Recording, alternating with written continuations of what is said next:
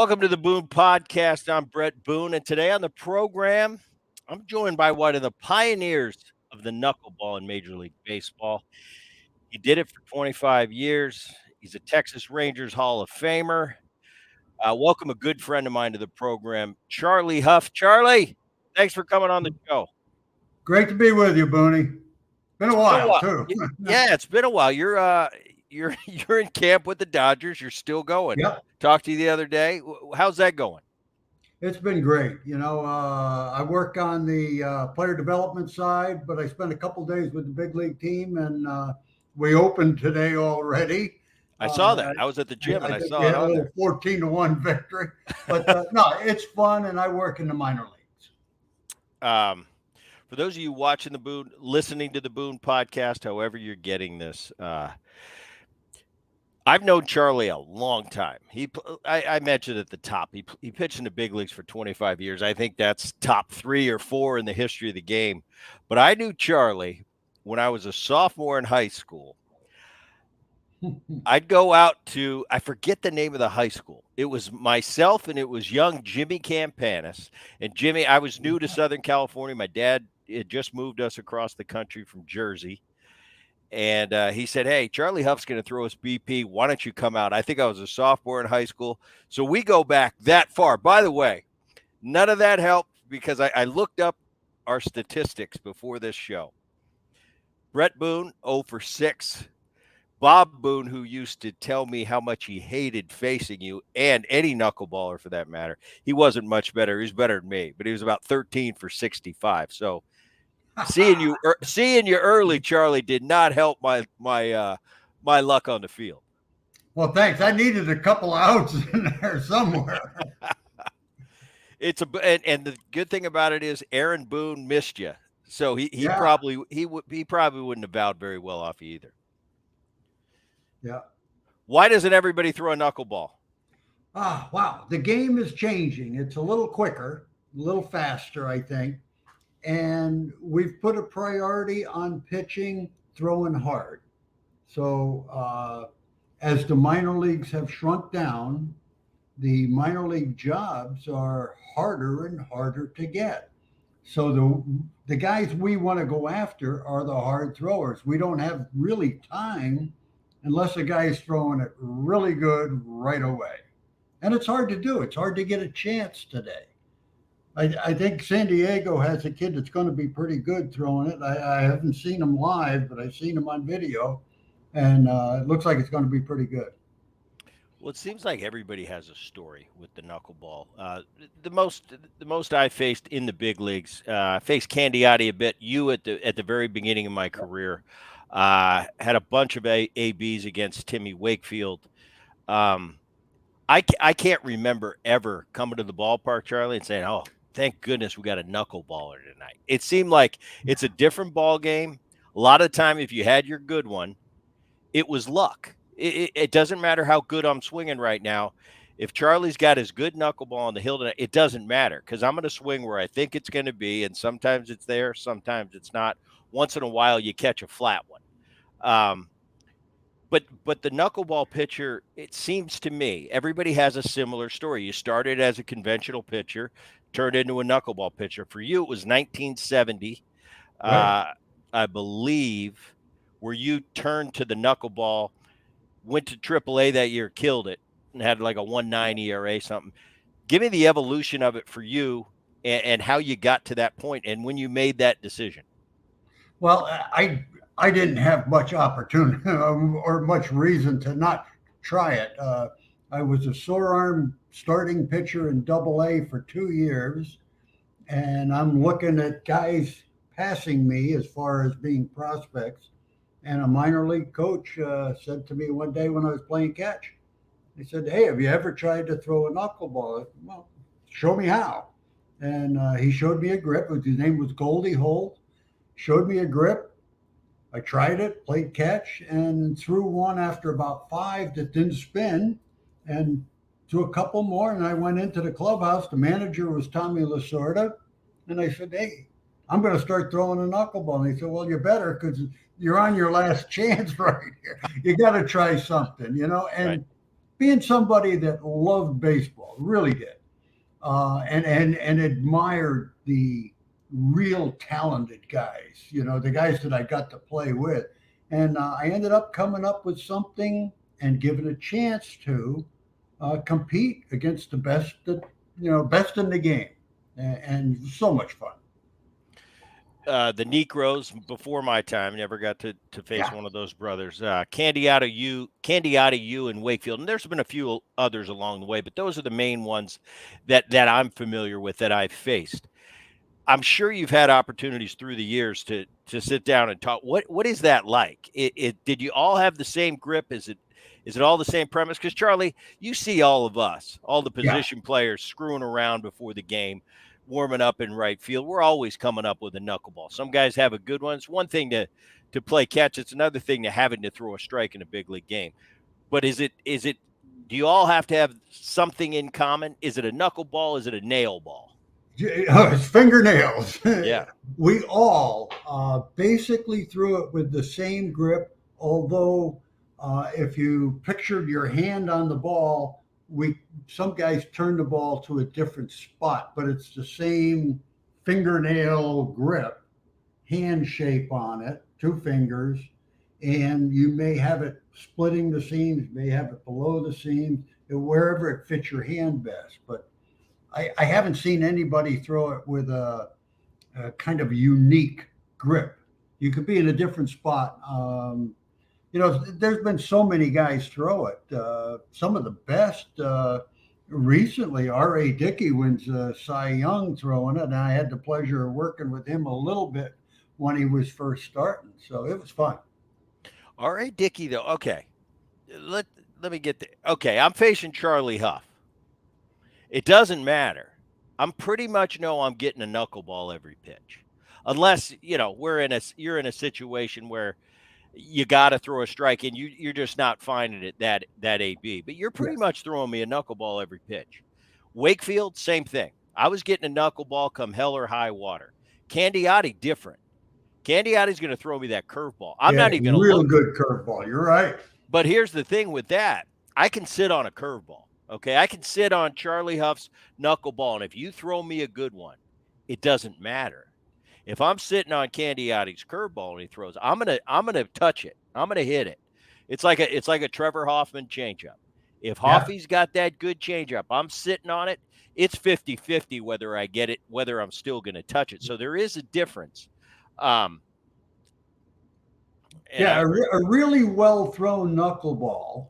It doesn't make sense to look for it. Tell you the truth. I no, mean, whenever I pitched against Tommy Candiotti or Phil or Joe Necro, I would sit by the bat rack and say, "Don't look for a knuckleball, because if he throws you a good one, you probably won't hit it.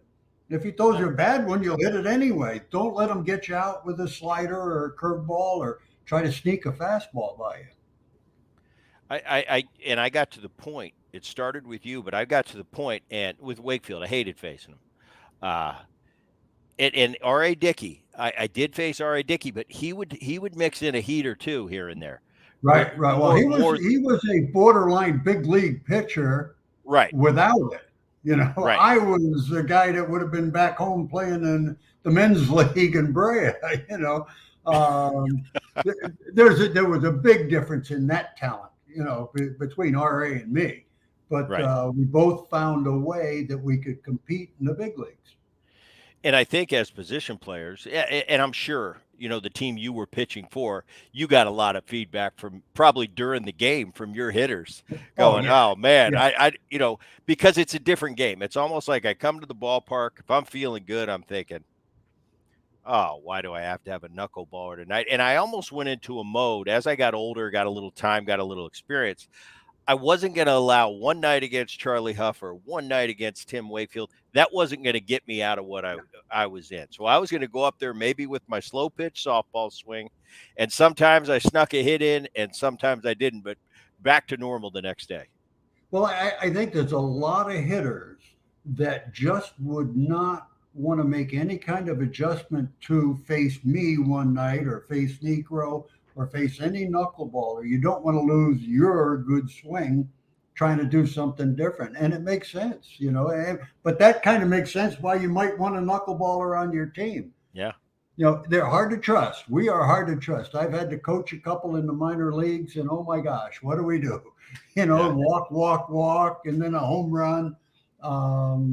But you're not going to take him out because he's tired. Right. You never take him out because he's tired. You take him out because maybe he won't win. When you started the knuckleball in 1970, you got some big league time, and I think 73 you stuck. Yeah. And you were pretty much out of the pen for Lasorda and the Dodgers. You move on to Texas in 1980. You become a starter. Give me the difference. I guess yours is going to be different anyway. The preparation as a bullpen guy, being a knuckleballer, do you feel like you could throw much more often than another guy out there in the pen? Well, I tried to. That's how I could make the team would be available every night. But it was tough for me because I had a bad shoulder. I mean, and relieving in the big leagues is really hard to throw a knuckleball. It really is because there's pressure to get it over. It's got to be a good one, especially in the close games. And it was tough for me. I had some stretches where I was pretty darn good at it, but I was much better suited to be a starter and much harder to be a reliever. I take my hat off to it. Anybody that can be a big time reliever for 5 years in a row, oh my gosh, they're worth every penny they make. Explain to me the difference now. Now 1980, you transition, become a starting pitcher. Was your in between start time, your regimen, how you prepared for it, was it different than the others? Or as a starter, could you go back to back games if you had to? I don't think I ever did back to back, but I may be the last guy to start 40 games. Yeah. Today a guy going to start 30. Stars used to start 37 or something like that, 4-man rotation type things. Right. But now we're getting closer to a 6-man rotation. So a guy getting 30 starts is a horse. Somebody pitches 200 innings. He's a big time starter. And when I was in there, it was more like a 250 to 280 was a big time starter. So I changed my style. I didn't throw it as hard. I didn't try to make everybody miss it. I tried to just get it over. And in between starts, what was different about your prep versus you only played with Nolan for a few years? I believe in '89 Nolan came to the Texas Rangers. Yeah. Give me an example. Your prep versus his. Well, a little different in talent level. Did you have oven mitts on? Did you have oven mitts on in between starts? Yeah, I threw twice usually. If we were on a 5-day, I threw twice. So you pitch a game, take a day off. The next day, I might just throw fastballs or straight balls, and then the following day, throw a bunch of knuckleballs, take a day off, and pitch, depending on how bad my arm was feeling. To watch Nolan, that's a different level. That's maybe the best I've been around, for sure the best I've been around. But that is a power guy that is working hard one day in between. And I could throw, actually, I kind of play catch every day. But my routine to his, as far as effort level, firing the ball, nah. I was just playing catch, get my fingers feeling good, feeling the grip and stuff. Pretty easy stuff. But we do joke because it is. You throw it with your nails. So as much as I joke about it, your nails have got to be in a certain way. And I mean, life can happen. Anything could happen. You chip a nail, it's like, wait a minute, I got to start in 2 days. So how meticulous were you about that in between starts? How much did you really pay attention? Like, I got to keep, especially this hand, I got to keep these nails the way I want it. Yeah, big time. If I went and got a manicure, I'd let them do 8 fingers, and I did my own too. Right. So and the night before a start, did you have a routine where, all right, this is the way it's got to be? No, not particular. I mean, I took care of my hand And in 25 years, I never cracked a nail. I never had one problem with it. And then, of course, playing golf one day, I poked myself with a tee under my fingernail, my index finger, got infected. Nail came completely off. It would have been like having Tommy John surgery if I was still playing. I'd already retired, but I mean, it was the darndest thing. My fingernail turned black and came off. I wouldn't have played for a year. Oh, it's amazing to me. I mean, Yeah, the way it had to be. Okay, I got more. See, Charlie, we've been friends forever. I've never asked you these yeah, questions, so I'm excited about this. Okay, I'll give an example. What I think is from a hitter's perspective. And this very rarely happened. Maybe 5% of the time. But sometimes I'd come out for batting practice, and for whatever reason, man, that bat felt good. I was on time. Everything was whap, whap, whap off the bat. I'd get out of the cage, and it's almost like I feel so good yeah, that a base hit tonight is really not good enough the way I'm feeling. If I get a pitch to hit, it should be in the seats. More times than not, I would come away from that game and it would mentally start to wear on me throughout the game. Like, I can't feel this good and not get a bunch of numbers tonight. I've got to at least hit a homer or two. And usually I ended up going 0 for 3 with a walk when I felt too good. I didn't like it. It's like I can't feel too good because then just a base hit to right field with a runner on base wasn't good enough. It had to be all. And like I said, very rarely. For your knuckleball, did you have times where, man, it's dancing too much for me, and I know I got to start tomorrow? you know what you just said happens so many times to me. Warm up to start a game and walking out to the mound to pitch the first inning, I'm thinking these guys have absolutely no chance today. And in the seventh or third inning, I've given up like 6 runs, and I don't know how. But I do. I got to tell you, I started a game in Oakland when I was with the White Sox, so they had a real good team, and we had the Chicago White Sox had a kid that was trying to learn the knuckleball, and he was in the area, so he was at the game, and I said, "Walk on down to the bullpen and watch me warm up." And I started warming up, and I threw about 6 knuckleballs in a row, and they were absolutely awful. I felt lousy, and I just said, "I'm going in." And I stopped, and I went back into clubhouse, and of course, you know me, I had a couple of cigarettes. Game starts, we hit. I came out. I said, "Well, here we go. I'm going to go out there anyway." And I think I shut him out. I mean, it was just all of a sudden I could throw it again. I mean, I was awful. Couple of cigarettes. Let's go. Isn't it amazing though? Yeah. Like Yeah. you said, you had time because when that knuckleball's dancing, I mean, you just don't want to be in the box, and you're just hoping. It's almost there were times where I'm in the box and I'm just thinking, please just walk me. I'm not even gonna swing. Just throw that nastiest knuckleball in the world. Make it ricochet off the catcher's shin guards, and just let me go to first. And it seems like in those spots when I thought like that, oh, it's a strike every time. Yeah. Yeah. I mean, it's for me. I mean, my biggest problem, I could throw a pretty darn good knuckleball. I would have been really good if I could get it over the plate like a couple of these other guys, but I had a hard time commanding it.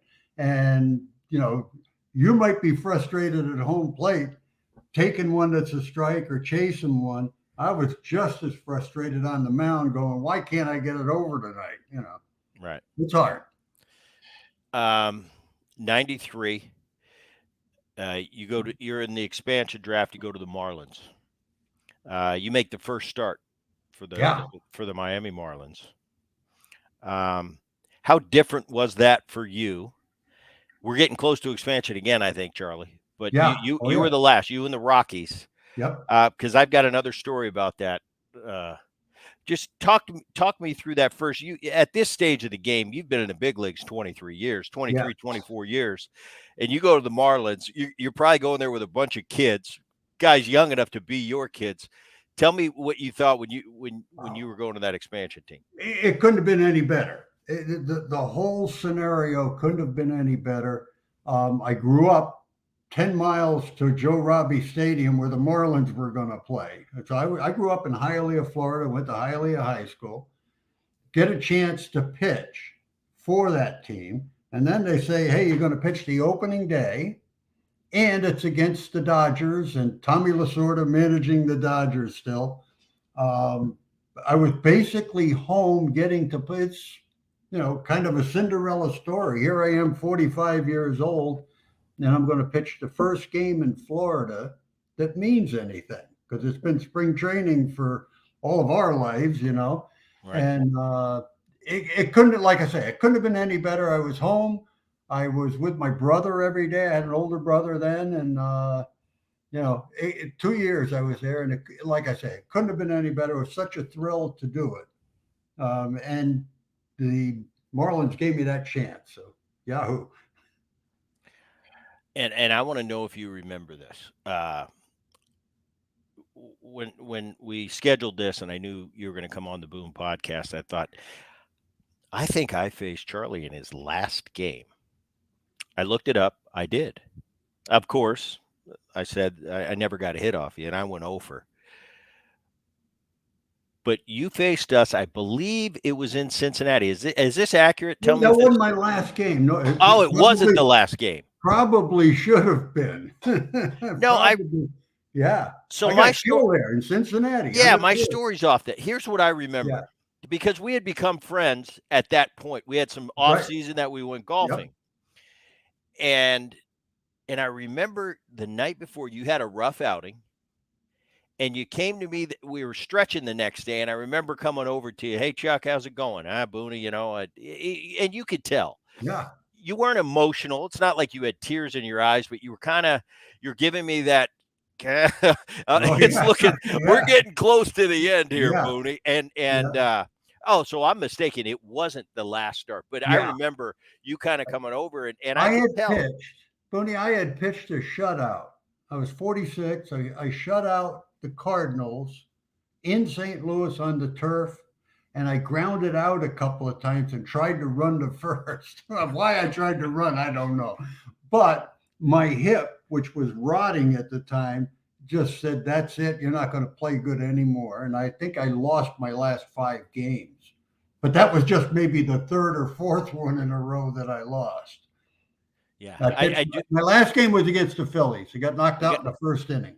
Against the Phillies. Okay. But it was it was close with me, because I remember walking away from our talk right there going, man. Oh, yeah, I knew it. It's kind of like, And I'm on the other end of the ledger. I'm just getting started, and I'm looking at you. You've been doing this forever, and there was a little bit of emotion. I found out what that emotion was. A few years later, 15 years later, when I knew the writing was on the wall.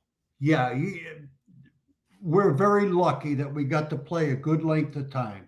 Your whole family, but for me to get in there and play as long as I did.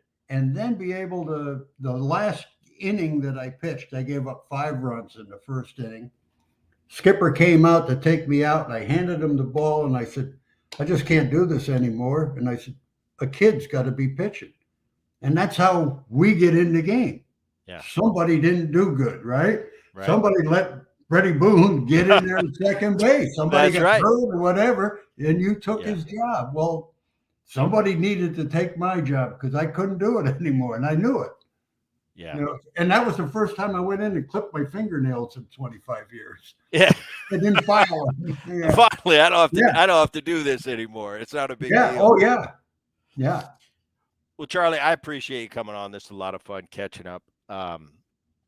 All the best. And just one of my favorite people that we've had a lot of times over the years, and a lot of good times, and hopefully a lot of good times to come in the future. Oh, yeah. But what a great competitor you were. What a great career. Texas Rangers Hall of Famer, and a great friend, and one of my favorite guys. And I appreciate you coming on the Boone podcast. For those of you watching the Boone podcast, now it is on YouTube as well. For those of you listening, I appreciate you tuning in, and we'll see you next time. Thanks, Chuck.